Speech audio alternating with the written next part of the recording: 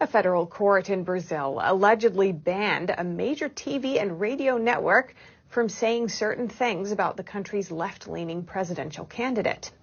The media outlet in question is the nation's largest conservative station.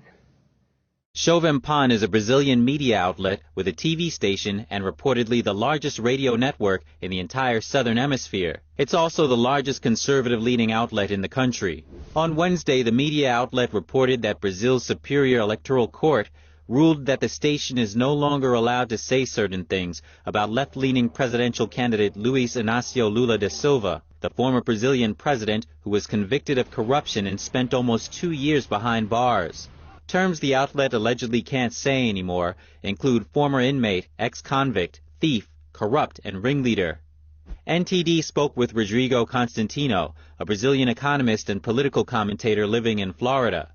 He says the alleged court ruling doesn't make any sense. It's absurd. It's history. He was arrested. He was convicted. He was guilty. And we cannot say that Lula is what he is. So it's censorship. Brazilian President Jair Bolsonaro and supporters often criticize the electoral courts for allegedly being biased and trying to rig the election. Constantino says Bolsonaro is, for example, not allowed to use speeches he gave during his presidency for his current campaign because the courts ruled it would be unfair and an abuse of power. And the courts supposedly even censor some businesses. A guy that sells wine, and the price of the wine in his store is 22 reais. 22 is the number of Bolsonaro. So the electoral justice is telling him that he's not allowed to advertise this price anymore.